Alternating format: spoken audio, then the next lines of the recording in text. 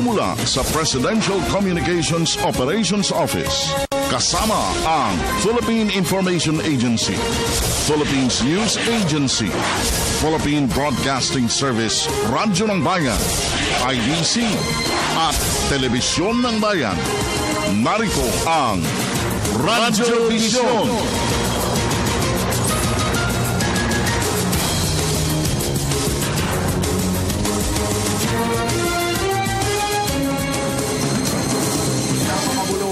Mapayapa, masaganang umaga. Luzon, Visayas at Mindanao.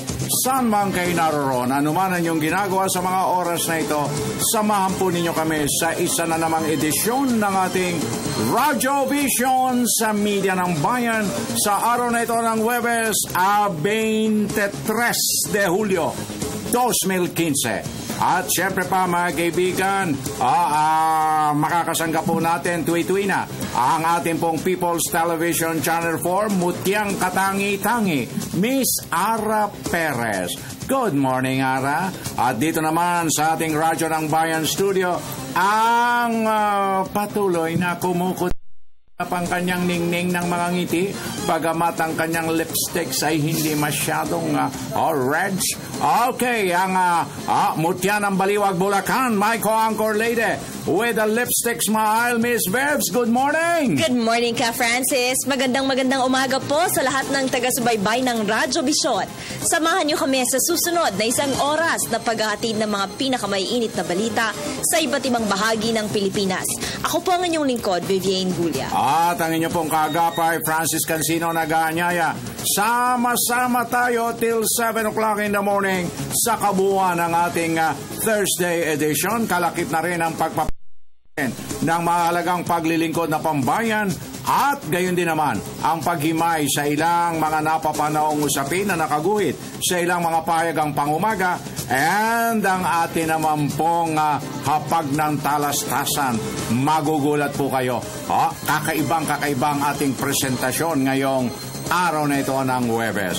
At syempre pa mga kaibigan, kayo pong lahat na taga-subaybay at tagapagtaguyod ng Radyo Vision sa Media ng Bayan, inaanyayahan po namin kayong patuloy na sumubaybay sa Radyo ng Bayan at sa lahat ng mga himpilan ng Philippine Broadcasting Service, Radyo ng Bayan, Visayas at Mindanao, at sa pamamagitan ng audio streaming worldwide rin po tayong masusubaybayan.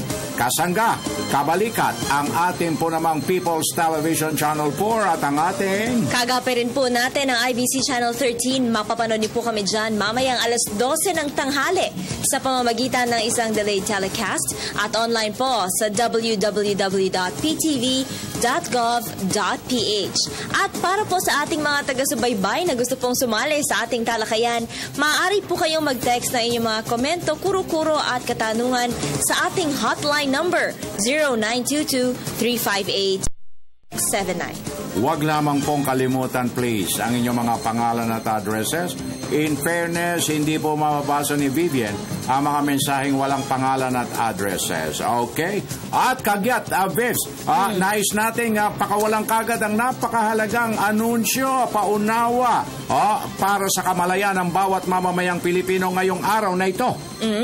Ngayong araw po ay magkakaroon ng nationwide earthquake drill na pangungunahan ng National Disaster Risk Reduction and Management Council. Pero bukod pa ito ka Francis doon sa gagawing earthquake drill ng PHIVOLCS at ng MMDA sa July 30th. Ayan. So ngayon muna DRRMC ang magtataguyod. Kaya kayo pong lahat ay inaanyaya natin, if you have a free time, let us join at masaksihan natin kung ano ang mga nararapat nating paghahandang gagawin if ever dumating itong Big Bang.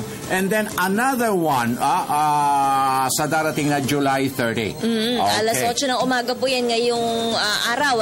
Kaya po tayo po ay makiisa. Mas maganda na mag-prepare kasi hindi natin alam kung kailan ba tatama itong malaking earthquake na inaasahan dahil ayon nga sa PHIVOLCS, ka Francis, yung West Fault System, yung West Valley Fault System, yes. Medyo hinug na para muling earthquake, pero ang maganda naman dyan ay pinaghahandaan natin itong anumang eventuality. Alam mo, nasabi mong hinog na at talagang napipinto na itong gumalaw. Pero kung ako sa kanila, kahit na hinog na yan, di ko pipitasin. Para hindi siya gumalaw. Yes. Kasi pag hinog na at pinitas mo, talagang gagalaw yan. Huwag mong pitasin.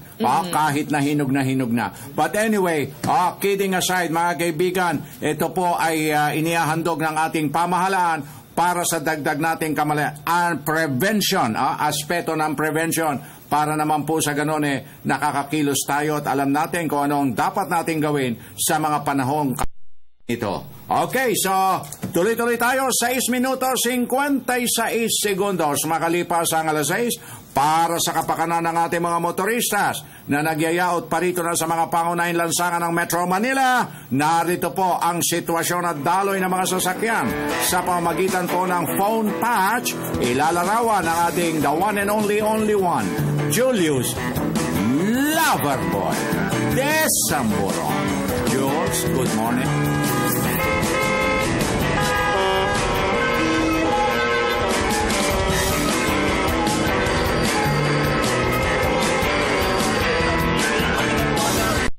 Pilipinas. Magandang umaga, bansang Pilipinas. Magandang umaga, Metro Manila. Silipin na po natin ang pinakauling lagay ng mga pangunahing kalsada sa tulong ng MMDA Traffic Metro Base. Unahin po natin ang bahagi po ng EDSA P2 sa lungsod po ng Quezon. Sa mga sandali pong ito, nagiging maluwag pa naman po ang daloy na ating mga sasakyan patungo po ng area po ng southern part of Metro Manila. Kung kayuan po ay daraan sa may area po ng Makati, Pasay at ng Parañaque, nagiging light pa rin naman po ang daloy na ating sasakyan. Gayon din po yung mga pabalik na po ng area po ng North Avenue at ng Muñoz. Gayon din po ng Service Road ng Araneta Center at ng Cubao. Tayo ngayon sa may bahagi po ng EDSA Ayala sa mga tutungo naman po o yung mga papasok na po ng area po na Makati City Business District. Wala pa naman kayong aasahan na mabigat na traffic situation. Pwera po lamang dyan po sa may gawing Ayala Ibabaw kung saan po may pinapatupad pong stop and go signal sa lugar na yan. Pero yung mga tutungo naman po, babalik po ng area po ng White Plains, Connecticut at ng P2 nagiging tuloy-tuloy pa naman at light ang daloy ng ating mga sasakyan. Sa bahagi naman po tayo ngayon ng C5 Green Meadows bilang alternatibong daan ng mga motorista. Kapag po traffic po sa bigabaan po ng EDSA, nagkakaroon po lamang ng paghimpil yung ating mga sasakyan po sa ipinapatupad pong stop and go signal sa magkabilang lane po ng C5 Green Meadows area. Pero once na naging green and going po yan, ay magiging passable na po at light ang ating trapiko sa bahagi po ng C5 kung kayo man po itutungo ng area ng Makati at ng Taguig.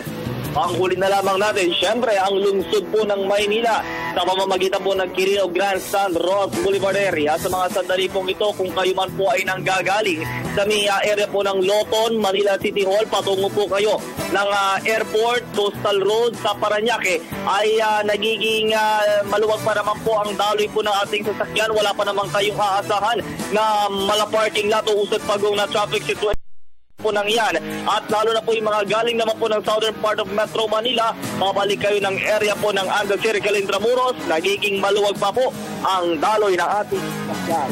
Ngayon pong araw po ng Webes, number 7 and 8, ang ating number coding scheme. Iwas po lamang kayo sa lungsod ng Las Piñas at ng Makati dahil whole day ang kanilang pagpapatupad dito. At syempre meron tayong window hours. Mamaya po yan alas 10 ng umaga at magtatapos ng alas 3 ng hapon. Mga kaibigan, ingat po sa pagmamaneho para maiwasan ang anumang aksidente. Yan ang latest mula sa MMDA Traffic Metro Base para sa Radyo Vision.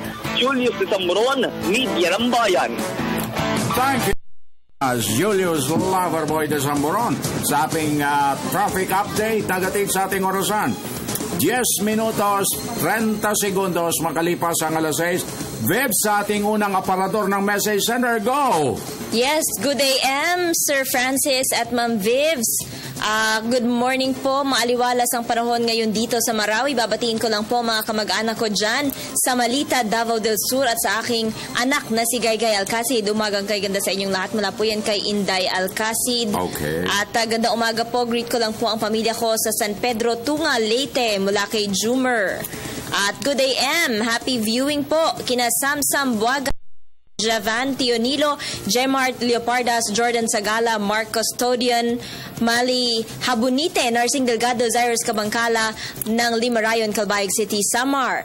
Good day, M. Ate Kuya, greet ko lang po ng happy 82nd anniversary ang Broads and Sis this coming August 3rd, Sigma Lambda Phi through all chapters ng Luzon, Visayas and Mindanao. Long live from Angel ng Bicol. Binabati ko rin po ang mga nakikinig sa Radyo Vision, ang Family Bosyok, Family Ampan at Family Lenyas from Daisy Lenyas ng Gugnan, Malatgao, Quezon, Palawan. Okay.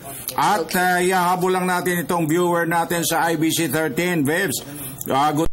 Ako si Ro Poy, nagpapasalamat sa Radyo Vision at nabigyan nyo ng pagkakataon na makapanayam si Brother San Pedro ng ating kapatid na Iglesia ni Cristo. Yes, kahapon. God bless po. 2807. Alam nyo po dito sa Radyo Vision, namin ni Vivian at ng Radyo Vision family, welcome po lahat.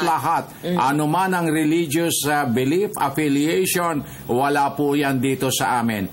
Kung may sa mga ibang himpilan po, mayroong kabalikat, mayroong kapatid, may kapuso, may dito naman po, ayan.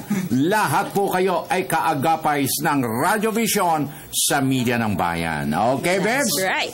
At samantala, sa puntong ito, puntahan na natin ang ating kasamang si Ara Perez para sa unang bugso ng ating mga tampok na balita para sa araw na ito.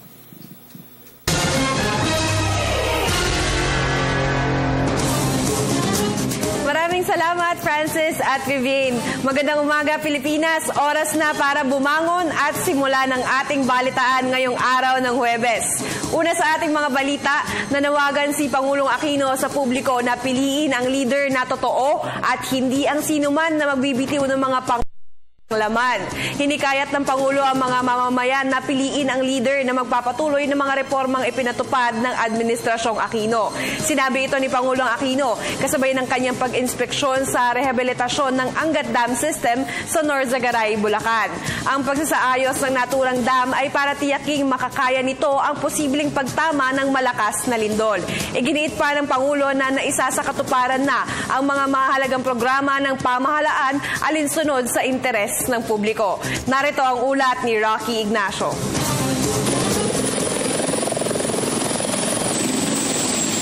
Pumili ng tunay na leader na magsisilbi sa mga Pilipino. Pangulo Aquino sa publiko ngayong halos isang taon na lamang siya sa pwesto. Wala na nga pong isang taon, harap muli sa sangandangan ng bawat Pilipino. At ito na lang po ang panawagan ko. Piliin ninyo ang pinunong tututurin sa inyo. Hindi sino mang magbibitiw ng mga pahayag at pangakong walang laman. Hindi sino mang may ni kaunting duda tayong magsasamantala o manlalamang. Hindi sino mang may ambisyong parating pansarili imbis na para sa buong bayan. Kundi piliin natin ang individual na panatag tayong ipagpapatuloy ang tuwidadaan. Tanging kayo lamang po ang sambayan ng Pilipino ang pipili sa landas na tatahakin ng bansa sa mga darating na taon. Sinabi ito ng Pangulo sa inspeksyon ng rehab na may 46 na taon ng Angat Dam System sa Norzagaray, Bulacan. Kasabay na rin ito na itatayong 218 megawatt Angat Hydroelectric Power Plant sa ilalim ng partnership ng San Miguel Corporation at Korea Water Resources Corporation o K-Water. Mga boss, ang panata ko magpamana ng Pilipinas na mas maganda ang kalagayan kaysa sa ating tinatnan. Bawat sandali po ng paglilingkod sa gobyerno, sinisikap nating makamit ito. Buong loob ko rin pong sasabihin sa inyo, bawat pagkakataon sa serbisyo, tumututuo ko sa inyo. Git ng Pangulo, nakitaan niya ng mga Pilipino ang bunga ng mabuting pamamahala na hindi dapat mabaliwala. Na isa katuparan ang mga programa ng pangunahing publiko. Hindi tayo kailanman umasa sa pagtingala sa kalangitan para lang maambunan ng grasya. Anumang proyekto o programa, pinag-iisipan. Tinutukoy natin ang pinakaugat ng bawat problema para malatagan ng angkop na solusyon. Imbis na bara-bara at patsamba-tsamba lahat ng ating hakbang, pulido at kalkulado. Para sino man ang sumuri nito sa darating na panahon, approve din sa bawat aspeto. Nagsagawa ng inspeksyon ng Pangulo sa rehabilitasyon ng Angat Dam ang pinagkukunan ng supply ng tubig ng Metro Manila. Gagawin ito mas matibay para kayanin ang posibleng pagtama ng malakas na lindol. Taong 2002 na ibabala ng PHIVOLCS na natagpuan na aktibo ang West sa Central Metro Manila o 200-meter east ng Angat Dam. Kaya anumang paggalaw ng local fault ay posibleng makalikha ng seryosong pinsala sa mga dike sa paligid ng dam. Todo rehabilitasyon nga po ang gagawin natin dito. Gamit ang pondong 1.08, no? 1.08 billion pesos, layunin nating siguruhin ang stabilidad ng dam at dike upang sa anumang lindol kahit pa umabot na hanggang 7.2 magnitude o sinlakas na nakaraang lindol sa Bohol ay kakayanin pa rin ng strukturang ito. Kakibat ito, magkakabit tayo ng flood forecasting and warning system hanggang 261 milyong piso at magsasagawa ng flood control protection works na 272 milyong piso naman po ang halaga. Ang Angat Dam System ay itinayo ng National Power Corporation noong 1960s na nagbibigay ng domestic water supply para sa 97% ng MWSS service areas, irigasyon para sa mahigit 20,000 hectares na lupang sakahan sa Bulacan at Pampanga, power generation na 246 megawatt sa Luzon grid ng NPC, pati na ang flood control. Pagpasok natin sa pwesto, di bababa, tatuklasan nating 30. Ulitin ko po, 30 ang bilang na anghensya hati-hati sa pangangasiwa sa sektor na ito. Ang malalakap pa po nito, watak-watak ang mga institusyon, bara-bara mga plano, butas-butas ang datos at talagang talamak ang pamumulitika. Kung ikukupara po natin sa isang banda, kanya-kanyang tugtog ang mga membrong may iba't ibang instrumento. Kaya lumalabas na tunog, sabog-sabog at sintonado. Imbis na musika, ingay ang nagiging produkto. Ang resulta, palyado ang serbisyo at kulang pa rin ang supply ng malinis na tubig sa bansa. Matatapos ang rehabilitasyon at hydropower plant sa loob ng 2 taon. Para sa Telebisyon ng Bayan, Rocky Ignacio, Norsagaray, Bulacan. Ikinukonsidera na ni Senadora Miriam Defensor Santiago ang pagkandidato bilang Pangulo sa halalan sa susunod na taon. Ito ay matapos malaman umano ng Senadora na nakontrol na ang pagkalat ng cancer sa kanyang kaliwang baga. Ayon sa pahayag ni Santiago, ito ang sinabi sa kanya ng tanyag na doktor mula sa Memorial Sloan Kettering Cancer Center sa New York na si Dr. Mark Chris. Sinabi pa ng Senadora na ikinalugod niya ang naturang balita.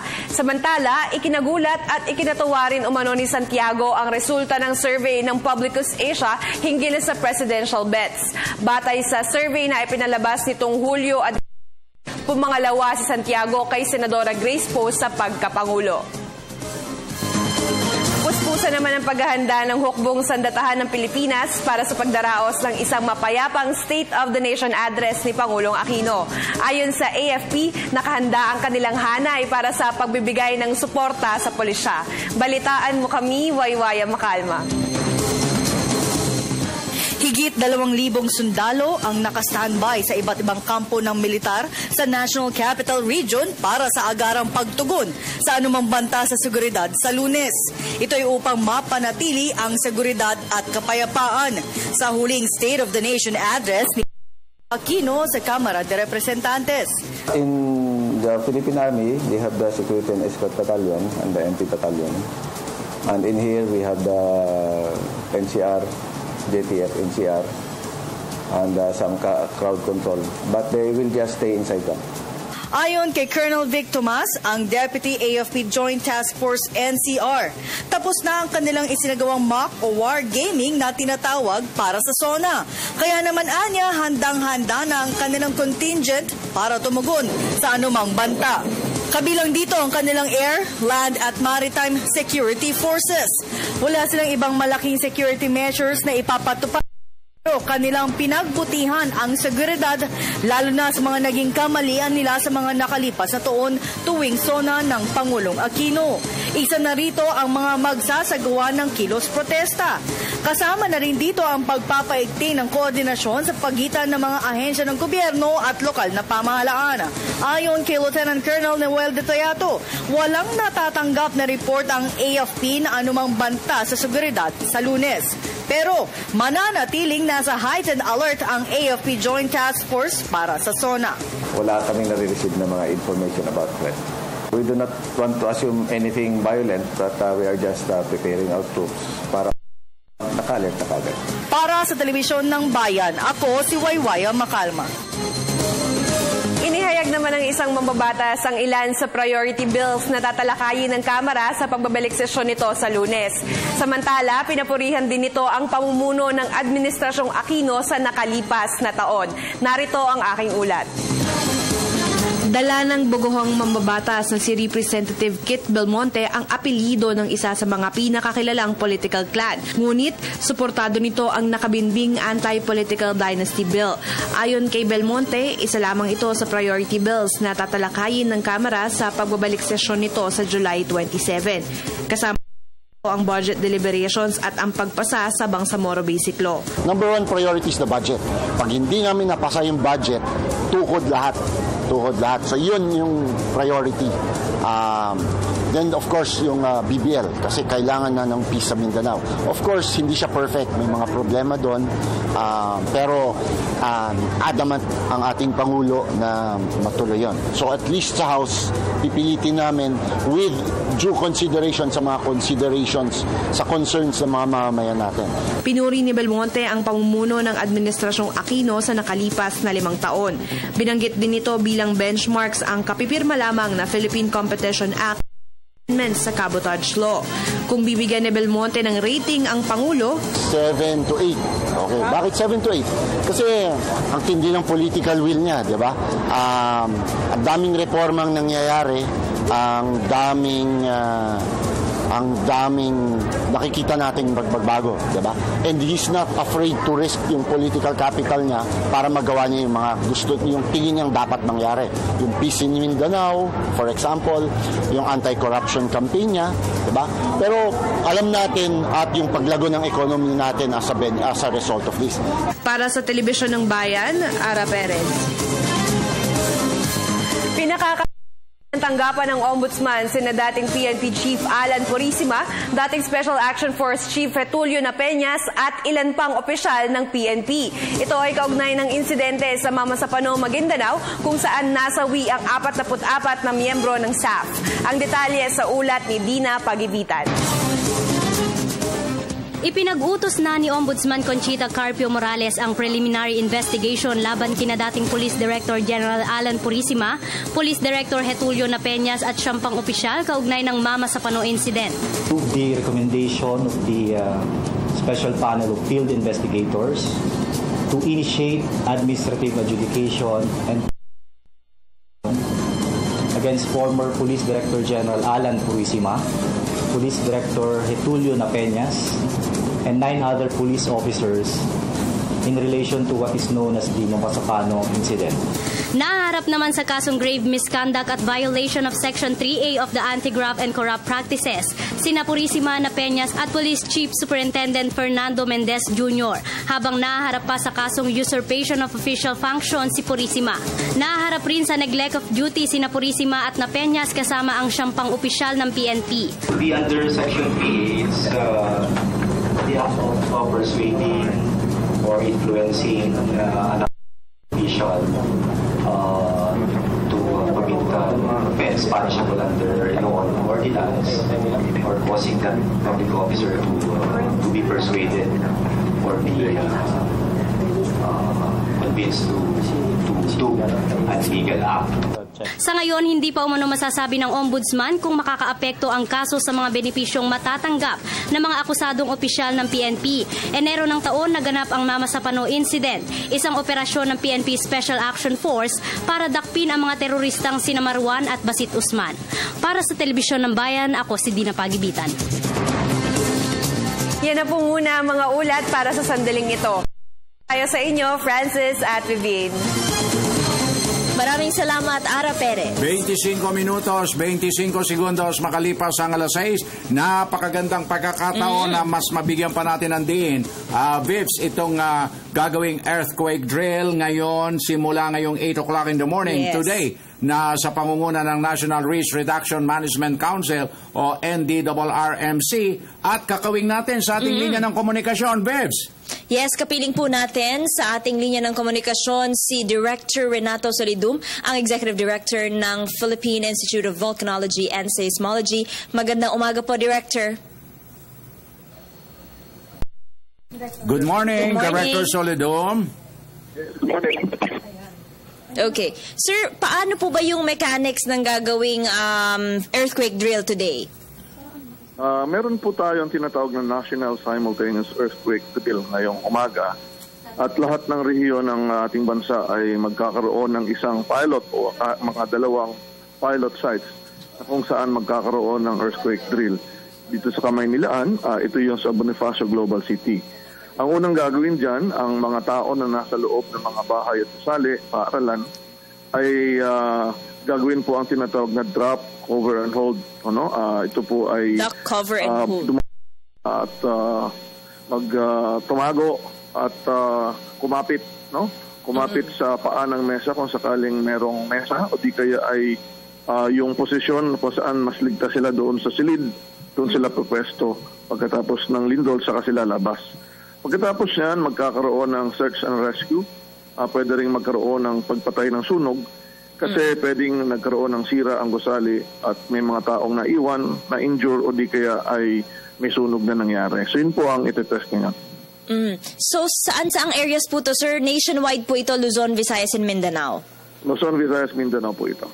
Duck, cover, and hold. Yan po yung dapat tandaan nito mga kababayan, at alas 8 po ng umaga magsisimula itong earthquake drill na isasagawa ng National Disaster Risk Reduction and Management Council. Sir, ang paalala na lamang po ninyo sa ating mga kababayan. Ang mga paglindol dito sa ating bansa ay mga natural na panganib. Pero ang disaster ay man-made, hindi po yan natural. Kung hindi naghahanda ang mga tao, hindi nagsasanay, ay doon po nagkakaroon ng mga sakuna, ng mga sugat o di kaya kamatayan. Kaya dapat nating alamin ang mga dapat gagawin, ano ang panganib sa isang lugar, ano ang gagawin, at dapat tayo ay magsanay. Meron po tayong mga earthquake drills upang lahat ay magkaroon ng tsansa na magsanay at ma-improve pa ang ating paghahanda sa lindol. Okay. Maraming salamat po, Director Renato Solidum, ang Executive Director ng Philippine Institute of Volcanology and Seismology. Right. Okay, thank you very much. At yan, mga kaibigan, maliwanag, binigyan din ni Director Renato Solidum na siguro ay magiging napakalaki at napakagandang pagkakataon para sa atin ang matuto tayo nung sinasabi nating duck, cover, and roll. Roll. Okay. Sabi kasi ni Director, dapat daw sa mga sa ilalim ng mesa, most probably, yes. Yun ang pinaka-safe daw. Alam mo, marami tayong mga kababayan na kasi yung bang pag nagkaroon ng pagyanig, Bebs, nagtatantrums na kagad natataranta tayo hindi natin, hindi kinakailangan pirmi nating isa-isip yung duck, cover, and roll. Okay, pero huwag natin kalilimutan yung huwag tayong takbo rito, takbo ron. Right. Mas lalong nagpapanik, Etong si Jeng, etong si Anthony. Naku, masyado ang panikin itong mga batang ito, palibasa. Naku, ewan ko. Fake kasi. Okay, 29 minutos na, 30 segundos. Makalipas ang alas 6 sa guwada ng ating Provincial Roundup. Bayan Patrol Report. Puntahan muna natin ang ating kasama mula sa Cagayan de Oro City. Nariyan si Romy Kapinpuyan. Romy, magandang umaga. Mahigit sa 4 na oras na rotating brownout ang nararanasan ng Cagayan de Oro. May mga panahon din na hindi aabot sa itinakdang oras depende sa actual load curtailment levels na itinakda ng NGCP sa Sipalco. Ito ay nahayag ni Marilyn Chavez, Senior Manager ng Customer and Community Relations Department ng Sipalco. Nangungunang dahilan nito ay ang mahinang inflow ng tubig sa Pulangi at Agos Hydroelectric Power Plants, preventive maintenance and servicing sa isang unit ng Stayag coal-fired power plant. Dahil sa Mindanao-wide power shortage, napilitan ng Sipalco sa pagpapatupad ng load shedding sa kanilang service area. Umapila rin ng Sipalco sa mga kumpanya na gamitin muna ang kanilang standby generators at lilimitahan din ng mga homeowner ang paggamit ng elektrisidad. Samantala, tungkol naman sa isasagawang earthquake drill, ang Cagayan de Oro National High School ang magsilbing regional pilot school. Para sa Radio Vision, Romy Kapinpuyan, Cagayan de Oro, Media ng Bayan. Maraming salamat, Romy Kapinpuyan. Puntahan natin ang Radyo ng Bayan, Hingog with Gigi Calvo. Gigi, Maayong buntag ko. Maayong buntag. Sa araw na ito, idinaraos ang Emerald Jubilee ng lungsod na isang piyesta opisyal ng bayan at masaksihan mamaya ang 35th Kaliga Street Dancing Parade na may 5 contingent mula sa pampubliko at pribadong paaralan. Napag-alaman na bisita sa naturang kaganapan ang 2 artista na sila Aaron Villaflor at Julia Montes. Ayon kay City Tourism Officer Odi Ocampo, maraming activities ang nagaganap noong Sabado na inumpisahan ng coronation ng Little Mr. and Miss Hingoog Coronation at ang Philippine Folk Dance Contest sa mga mag-aaral sa elementarya, coronation ng Mrs. City Charter at Grand Reunion of Hingoog Queens, kasama nito si former City Mayor Ruth de Lara Gingona at ang Ballroom Exhibition Contest na may 7 kalahok. Matagumpay din ang binibining Hingoog Tourism Search kung saan 15 magagandang dilag na kalahok. Napag-alaman mula kay Assistant City Agriculturist Merlina Berdilao na may programa ding inilaan para sa mga magsasaka, mangingisda, livelihood program sa mga kababaihan at mula sa iba't ibang mga partner agencies upang matulungan at mapromote ang kanilang mga produkto. Isinagawa ang Agri-Stakeholders Encounter 2015 na tampok ang 10 exhibit. May harana contest, parlor games, novelty dance, ginawa din ang Organic Agriculture Techno Forum at iba pa. Ang lahat ng nanalo ay tumatanggap ng mga cash prizes. Para sa Radyo Vision, Gigi Villamor Calvo ng Hingoog City, Media ng Bayan. Thank you very much, Gigi Calvo. Puntahan na natin ang ating kasama mula sa Tuguegarao, nariyan si Teresa Campos. Teresa, na imbagabigat, konektado. Yasa na imbagabigat at kasamang Vivian, kabuang 44 na milyong pisong halaga ng tseke ang ipinamahagi kamakailan ng DILG Region 2 sa loob lamang ng isang araw para sa 20 LGUs dito sa Lambat, Cagayan na para naman sa kalaipap proyekto sa ilalim ng Bottom-up Budgeting o BUB at Performance Challenge Fund o PCF. Para sa Cagayan, mahigit 5 milyong piso ang nai-award para sa 3 lokal na pamahalaan. Nueva Vizcaya ay may 4 na LGU na nagkakalaga ng 7 milyong piso. Quirino Province na may 700,000 pesos para sa 2 bayan nito. At ang pinakamalaking nakuha naman ay ang lalawigan ng Isabela na nagkakalaga ng 27 million pesos para sa 10 LGUs nito. Ang mga nabanggit na pondo ay para sa pagbubukas ng bagong kalsada, pagtatayo ng public market, farm-to-market roads at potable water supply. Ayon naman kay Santa Fe Nueva Vizcaya Mayor Liwayway Karamat, makakaasa ang DILG na gagamitin nila ng tama ang pondo hanggang sa kahuli-huli ang sentimo. Nagpapalagay siya sa at iba pang alkalde kay DILG Secretary Mar Rojas dahil umano sa pantay-pantay na pagtingin nito sa lahat ng mga LGUs sa bansa. Para sa Radyo Vision, Teresa Campos, Tuguegarao City, Media ng Bayan. Maraming salamat, Teresa Campos. 34 minutos na 14 segundos. Makalipas ang 6 at sa puntong ito, Vibs, gaya ng naipangako natin kanina sa pagsisimula ng ating Thursday edition, meron tayong special na feature. Yes. Today is special po at tayo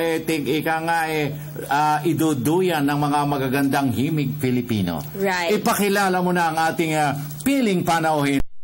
Yes, kapiling po natin ngayong umaga mga kaibigan na isang batikang singer at composer, si Ginoong Noel Cabangon. Magandang umaga po sa inyo, sir. Magandang umaga po. Good morning at salamat naman, Mr. Noel, at nabisita mo ang Radyo Vision. Maraming salamat po sa pagkakataon na ito. Well, una sa lahat siguro, nais naming malaman, Mr. Noel, ano po ba ang nais nating bigyan ng diin sa kamalayan ng ating sambayanang Pilipino kung ang pag-uusapan natin ay ang musika? Ito po yung pagkakaroon ng Proclamation 933 na nilagdaan po ng ating Pangulo last year, December 19. Ito po yung Proclamation Linggo ng Musikang Pilipino. Ang celebration po ng Musikang Pilipino tuwing sasapit ang huling linggo ng Hulyo. Yung last week of July. Opo. So, umpisa po yan sa linggo? Sa Sabado po. Sabado. Okay, Sabado 25 hanggang At 31. At 31. Ano po ba yung mga activities in line with the celebration of this event? Well, actually marami pong mga aktibidades at sa katunayan po nagsimula na po ito nung linggo dahil meron po kaming sa OPM, yung organisasyon ng Pilipino mga awit. Po kaming fun run, Run for Executive Order 255. Ito naman po yung dating order na ilagdaan ng dating Pangulong Cory Aquino. Ang pagpapatugtog po ng 4 na original Filipino music kada oras sa lahat po ng estasyon na maging anuman po ang format po nito. Tapos dito po ngayon po sa may mga ilan na rin pong sisimulan na mga mall shows ngayong araw po na ito. Dyan po sa Century Mall sa Makati. Pero ang official na mga na simula po ay Sabado, kung saan meron na pong mga tinatawag pong busking. Yung busking po, hindi naman po natin to kultura, pero maganda po siyang pamamaraan para i-promote po ang Filipino music. Ito po yung pagtugtog sa mga kalye o kaya sa ilang mga lugar, no, kung nasan po yung publiko. Gagawin po ito dyan sa Taguig, sa The Fort, at dyan po sa may Makati. At tuloy-tuloy po yan araw-araw. At then sa gabi po ay magkakaroon ng yung grand finals ng PhilPop. Ito po yung songwriting competition ng PhilPop Foundation.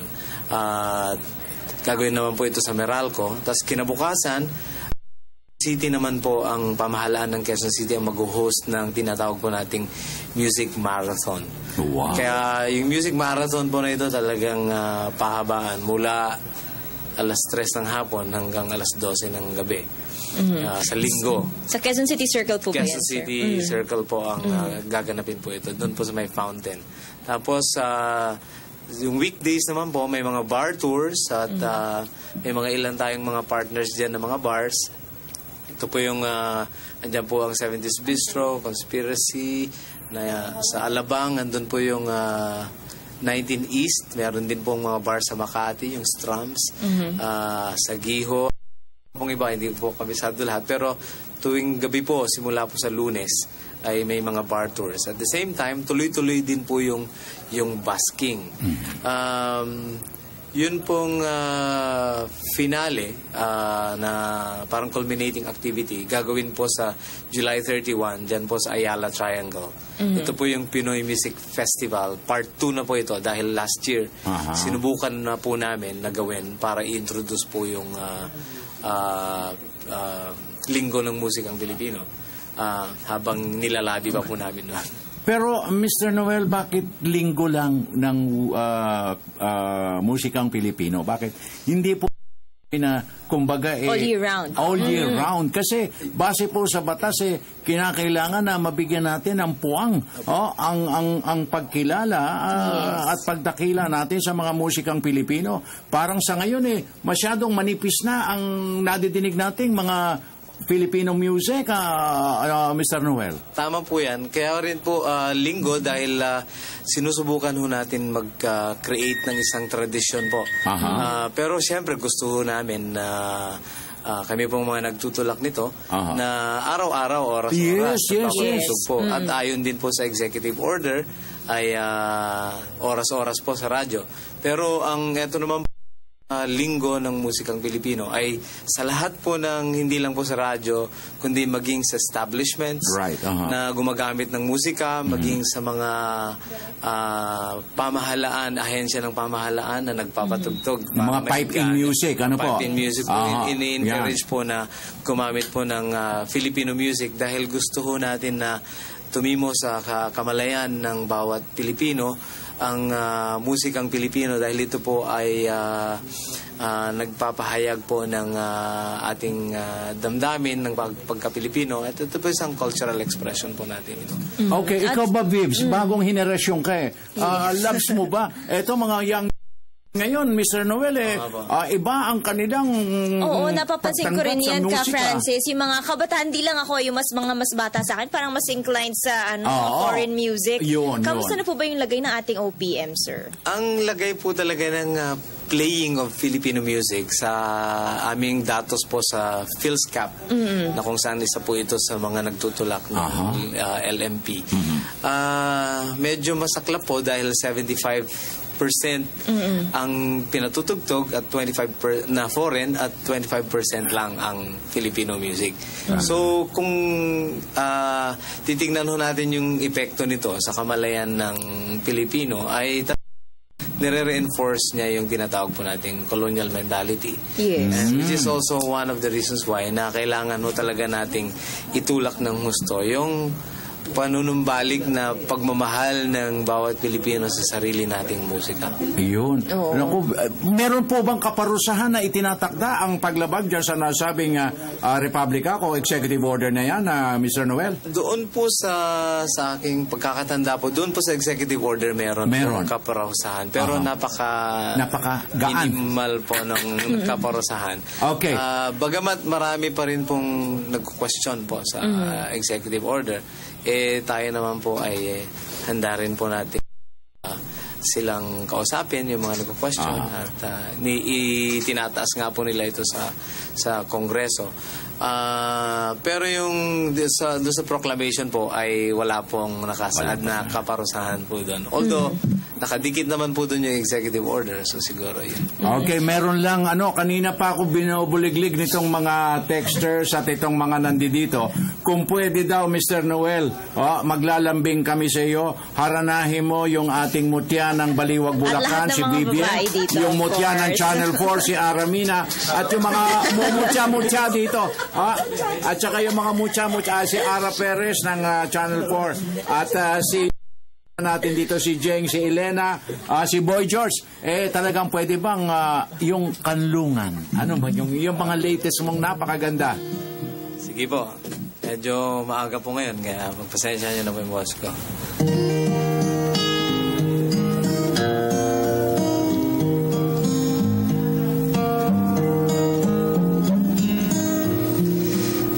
Panahon ng pagkakataon. Wala ba kayong mga may babalik ba ang kahapon?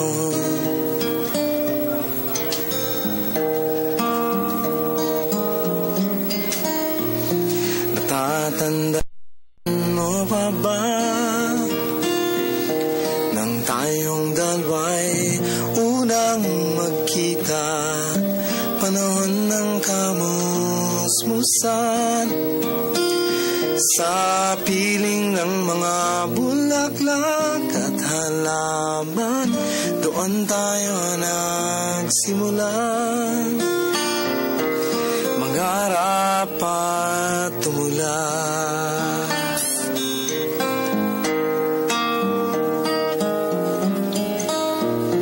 Natatandaan mo pa ba? Inukit kong sa punong mangga at ang inalay kong gumamela, maghahawak kamay sa dalampasigan, malayang tulad ng mga ibon, ang gunita ng ating kahapon. Ang mga puno't halaman ay kabiyak ng ating gunita. Sa paglipas ng panahon, bakit kailangan ding isang panahon ng pagkakataon? May babalik ba ang kahapon?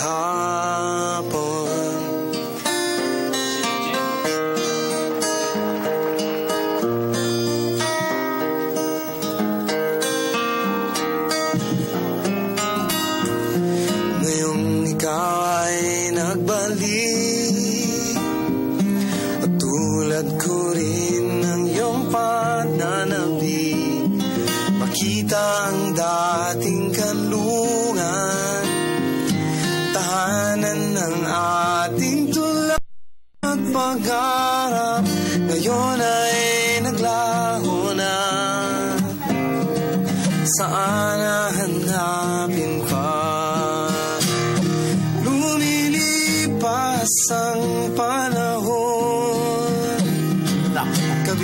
ng ating gunita, ang mga puno't halaman, bakit kailangang lumisan?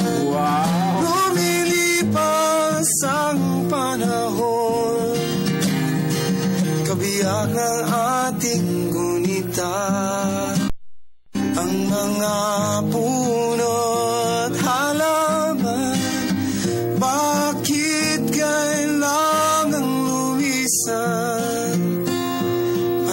Panahon ng pagkakataon, may babalik ba ang kahapon? Oh, wow! Terrific! Naku, talaga. Thank you very much. Tingnan nyo, ha? Mga kaibigan, kung dadamahin. Naku, nakikita ko si Vivian, si Ara, si Jeng, si Elena. Ate Elena, talagang, yes. naku, talagang heartfelt itong naging pagkanta ni Sir Noel. Ay, well, thank you very much. Wala talaga doon sa mensahe ng awitin na yan, ano? At saka yung flow ng melody, terrific. Ito'y sumikat masyado itong kanlungan na Mr. Noel, no? Sa mga composition mo. Latest, ito ang mga pinaka-latest mo. Hindi po. Tagal na po yan. Matagal na, pero 1990 pa po yan. Pero hanggang ngayon, favorite pa rin ng mga tao. Iba ang dating ng musika.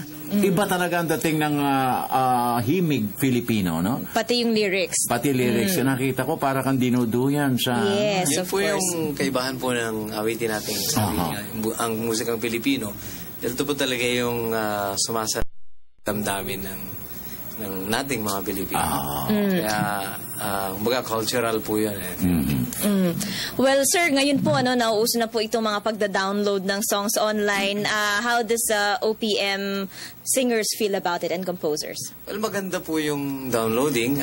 Pero po, syempre, dapat po yung legal na download. Yes. Kasi meron din pong... mga pirata. Yung piracy po sa downloading po. Pero, maaari po nating ma-access yung ilang Filipino music po sa internet at dun sa mga digital providers. Bago na pong platform ito ito rin po isang kinakaharap natin na siguro na challenge dahil kailangan po talaga nating palakasin yung pagmamahal po ng mga Pilipino sa ating sariling musika para i-download po nila. Legally. Magkaroon din po ng economic impact. Right. Panawagan ni Mr. Noel Cabango, no? Bigyan natin ng iba yung pagmamahal at iba yung pagtingin sa ating mga himig Pilipino. At suportahan natin yung mga activities dito sa Linggo ng Musikang Pilipino. At bukas makalawa, hindi lang linggo yan. Buwan at year-round na. Yes. Okay. So, Vibs. Okay, maraming salamat po, Ginoong Noel Cabangon. Thank you very much po. At babalikan nyo kami pag libre kayo. Pwede ba yun, Mr. Noel? Sige po. At naghihintay yung ating mga mutya dito. Yes. Nakaranahin. Gusto niyo po, magtawag po ako ng rest back para. Wow! Sige, maganda yan. May rest back. Okay. Thank you very much. Opo, nakapanayan po natin si Ginoong Noel Cabangon, isang batikang composer at singer. Samantala, Okay, tuloy-tuloy na tayo. 49 minutos, 39 segundos makalipas ang alas 6 at pumapatak ang ulan sa bubong ng bahay, Beth. Yes, kagabi. At ngayong araw, sumisikat na naman itong sikat ng araw. Alamin natin kung uulan ba mamayang hapon mula sa ating kasamang si April. Magandang umaga. Yes, good morning, Vivian at Ka Francis. Ang oras ngayon ay 6:49 ng umaga base sa Philippine Standard Time. Narito na po ang latest sa ating panahon. Nagpalabas ng advisory ang Pag-asa, kasalukuyan nakakaranas ng light to moderate rain showers ang Palanan at Dinapiga dyan sa May Isabela. Ayon sa ahensya, magpapatuloy po ang mga pag-uulan na yan sa loob ng 1 hanggang 2 oras. Grabing hassle na naman dulot ng panahon at matinding traffic ang naranasan ng mga commuters at motorista nitong Miyerkules sa Metro Manila. Sanhi na naman yan nang sumakto sa rush hours ang pagbagsak na mabibigat na Dahil dito inalam namin sa Pag-asa kung ano ang highest rainfall amount na nai-record ng ahensya nitong Miyerkules. At nangunguna po yan dito sa may Science Garden, Quezon City with 68 millimeters worth of rainfall. Sumunod dyan ang Subic, Zambales with 46 millimeters at 35 millimeters naman na dami ng pag-uulan ang nai-record sa may Infanta, Quezon. Samantala, isang low pressure area ang namuo kahapon sa loob ng Philippine Area of Responsibility. Ngayong umaga namatan ito sa layong 115 kilometers silangan po yan ng Kasiguran, Aurora. Ayon naman sa Pag-asa, mababa ang tsansa nitong maging bagyo at in fact, posible magsanib na lamang ito at Lola na nasa labas ng ating area of responsibility. In the meantime, magdadala na maulap na kalangitan na may mga pag-uulan naturang sama ng panahon sa mga probinsya ng Aurora, Quezon, Camarines, Mindoro, Marinduque at Romblon. Habang ang natitirang bahagi naman sa kabilang na Metro Manila, maghihanda naman tayo sa possible thunderstorms sa mga susunod na oras. Ating paalala, huwag kalilimutang magdala ng payong at syempre, mag-monitor ng weather updates na hatid sa inyo ng Panahon TV. At yan ang latest mula dito sa Pag-asa. Para sa Radyo Vision, ako po ang inyong weather girl April Enario, media ng Bayan. Balik sa Vivian at Ka Francis.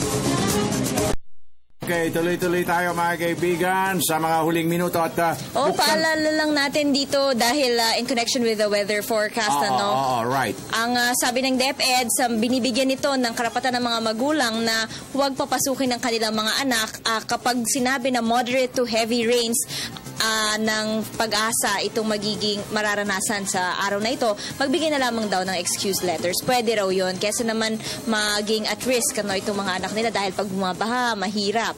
Diba ka, Francis? Okay. Duck, cover, and hold. Yes. Okay.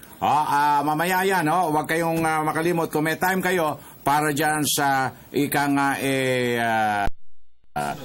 tinatampok at itataguyod ng National Risk Reduction Management Council, duck, cover, and hold. Ayan. Yes. Okay. Magandang umaga sa iyo, Ka Francis at Ma'am Vivian. Binabati ko lang po ang Buendia family dyan sa Maynila, lalong-lalo na si Jobel Buendia na birthday on the 23rd of July. Ang pagbate mula kay Obet ng Canavid, Eastern Samar. Good morning, Kuya Francis at Vivian. Greet niyo po kami dito sa Gugnan, Malatgao, Quezon. Nakikinig po sa inyo ang family Ampan at Lenyas from Daisy Manait Lenyas. Good day po, sir, ma'am. Pakibati po ang family ko dyan sa Lemery, Batangas. Sana po ay walang masyadong ulan dyan mula kay Ensa Ala. Maraming salamat po from Setinor. Samantala, balikan na natin si Ara Perez para sa karagdagang mga balita.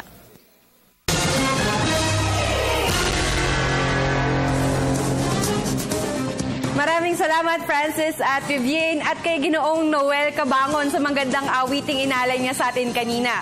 Pinapurihan ni Senadora Grace Poe ang paglagda ni Pangulong Aquino sa Philippine Competition Act. Ayon sa Senadora, hindi lamang ang mga negosyante ang makikinabang dito, kundi pati na rin ang mga mamimili. Ang ulat mula kay Jade Miguel. Pinapurihan ni Senadora Grace Poe ang paglagda ni Pangulong Aquino sa Philippine Competition Act. Ayon sa Senadora, bagamat may ibang sabi na pinalabnaw ang naturang batas, isa pa rin anya itong tagumpay ng administrasyon sa aspekto ng lehislasyon.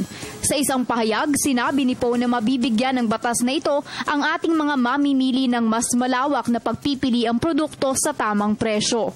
Papantayin din anya nito ang playing field ng mga negosyante na alinsunod sa international standards. Sa kabilang banda, nanawagan din ng Senadora na para masabing matagumpay ang pagsasabatas nito, kailangan nito ng epektibong implementasyon na sisiguro na pantay-pantay ang pagtrato sa bawat interes ng mga grupo.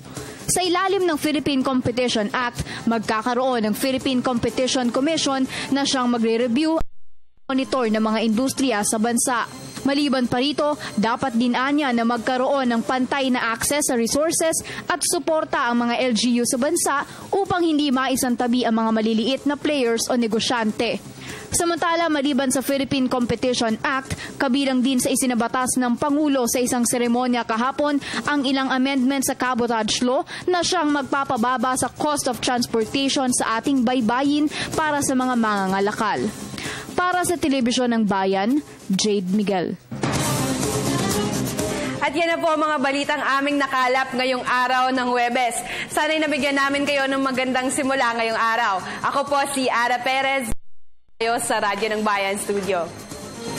Maraming salamat, Ara Perez. Tuloy-tuloy na kagad tayo, Viv, sa ating ikalawang sigwada ng Provincial Roundup. Go! Yes, puntahan natin ang ating kasama mula sa Agusan del Sur. Nariyan si Bobby Ilupa. Bobby, magandang umaga. Konektado ka. Salamat. Magandang umaga at assalamualaikum. Umaasa ang Office of Civil Defense o OCD Caraga Regional Office na mabubuo na ang Incident Management Team o IMT sa lahat ng lalawigan ng rehiyon ngayong taon. Sa panayam ng Radyo ng Bayan, sinabi ni OCD Caraga Training Officer Mark Hill Kalang na mayroon ng 36 na nakatapos ng Incident Command System Training at siya ngayong bumubuo management team. Ang lalawigan ng Agusan del Norte ay mayroon na ring incident management team na binubuo ng 27 katao ayon kay Kalang. Sa kasalukuyan ay sumasailalim na rin sa pangatlong Incident Command System Training Course ang mahigit 20 katao ng Agusan del Sur upang makabuo rin sila ng isang incident management team. Susunod na rin ang Dinagat Island at Surigao del Sur, dagdag pa niya. Ipinaliwanag ni Kalang na ang incident management team ang siyang mamamahala sa panahon ng kalamidad, natural man o man-made, kahit saang lugar man sa Pilipinas. Para sa Radyo Vision, ito si Bobby Ilupa, San Francisco, Agusan del Sur, Media ng Bayan. Maraming salamat, Bobby Ilupa. Okay, mga kaibigan, muli po binibigyan natin ng diin ang ating paanyaya, Vibs, sa mamayang alas 8. Ngayong araw na ito, yung duck, cover, and hold. Oo, para po dyan sa ating nationwide earthquake drill, nagaganapin alas 8 ng umaga. Kung may panahon po kayo at magiging kapaki-pakinabang po sa bawat isa sa atin itong matututuhan natin sa earthquake drill na itataguyod ng ating National Risk Reduction Management Council. Yes, dito na po mga kaibigan nagtatapos ang isa na namang edisyon ng Radyo Vision. Pero po para sa mga katututok lang, maaari po ninyong panoorin ang aming replay at delayed telecast mamayang alas 12 ng tanghali sa IBC Channel at PTV Channel 4. Ako po ang inyong lingkod, Vivian Gulia. At ang inyo naman pong kaagapay, Francis Cancino, sa ngalan ng Radyo Vision Family. Nag-iwan na isang mapayapa, masagan at magandang umaga. Have a nice Thursday ahead of us. God bless until tomorrow. Maraming salamat po.